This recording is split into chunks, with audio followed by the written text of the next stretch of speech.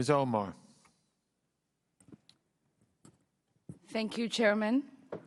Thank you all for being here, and thank you for your testimonies. Mr. Adams, in 1991, you pleaded guilty to 2 counts of withholding information from Congress regarding your involvement in the Iran-Contra affair, for which you were later pardoned by President George H.W. Bush. I fail to understand why members of this committee or the American people should find any testimony that you give today to be truthful. If I can respond to that. It wasn't a question. That was not a question. That was I reserve the right to my time. It is not right. That was not a question. Committee can attack on February 8th, who is not permitted to reply. That was not a question. Thank you for your participation. On February 8th, 1982, you testified before the Senate Foreign Relations Committee about U.S. policy in El Salvador. In that hearing, you dismissed as communist propaganda report about the massacre of El Mozote, in which more than 800 civilians, including children as young as 2 years old, were brutally murdered by U.S.-trained troops.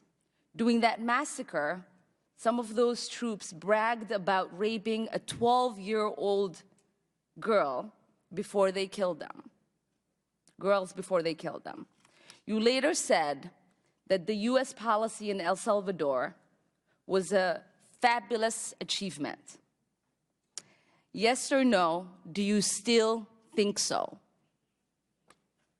From the day that President Duarte was elected in a free election to this day, El Salvador has been a democracy. That's a fabulous achievement. Yes or no, do you think that massacre was a fabulous achievement that happened under our watch? That is a ridiculous question, and I yes or no? No. I will take that as a yes. I am not going to respond to that kind of personal attack, which is not a question.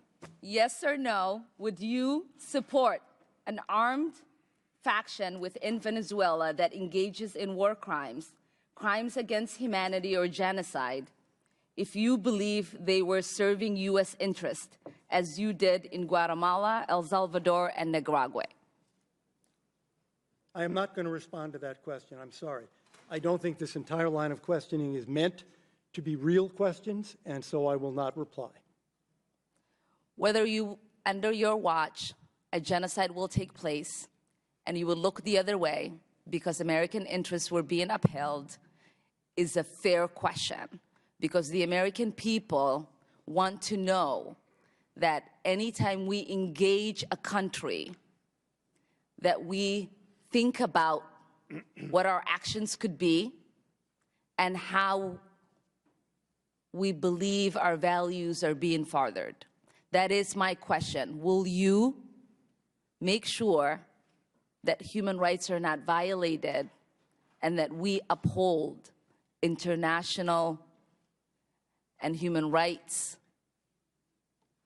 I suppose there is a question in there, and the answer is that the entire thrust of American policy in Venezuela is to support the Venezuelan people's effort to restore democracy to their country. That's our policy.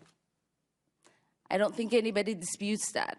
The question I had for you is that does the interest of the United States include protecting human rights and include protecting people against genocide? That is always the position of the United States.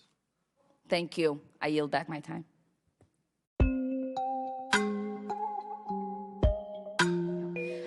Mr. Secretary, are you aware of the ProPublica report indicating that there were about 10,000 potential current and former CBP officers in a violently racist and sexist Facebook group? I am aware of the ProPublica article, yes. Did you see any of the posts in the report? I did. Did you see the posts mocking migrant children's deaths? I did. Did you see the post planning physical harm to myself and Congresswoman Escobar?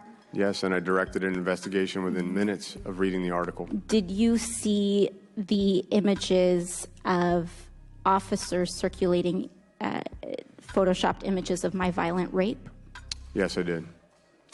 Are those officers on the job today and responsible for the safety of migrant women and children? So there's an aggressive investigation on this issue proceeding. You've heard the chief of the Border Patrol, the most senior female official in law enforcement across the entire country, say that these posts do not meet our standards of conduct, and they will be followed up aggressively. But we've already put individuals on administrative duties. I don't know which ones correspond with which posts, and we've issued cease and desist orders to dozens and more. Did you consider the dehumanizing effect on the officers, specifically in child separation, and forcing them to take children away from their parents? Enforcing the law often has emotional impacts for everybody involved, and that's something that they sign up for, but it's something we want to provide resilience services, mental health support for anyone who needs it. Do you think that the policy of child separation could have contributed to a dehumanizing culture within CBP that contributes and kind of spills over into other areas of conduct? We do not have a dehumanizing culture at CBP. Okay. This is an agency that rescues 4,000 people a year, that's absolutely committed to the well-being of everyone that they interact with. And I don't believe there's a dehumanizing culture. And Mr. Secretary, so you don't think that having 10,000 officers in a violent, racist group sharing rape memes of members of Congress points to any concern of a dehumanized culture? Congresswoman, those posts are unacceptable. They're being investigated, but I don't think it's fair to apply them to the entire organization or that even the members of that group believed or supported those posts. Mr. Secretary, just one last thing. How did 10,000 members join this group, including, I believe, the head of CBP? I'll double check, including the CBP chief. How were they in this Facebook group without anybody knowing, without anyone in leadership knowing? Again, this is the subject of an ongoing investigation. If there was supervisory knowledge of unacceptable activities, that will also be considered.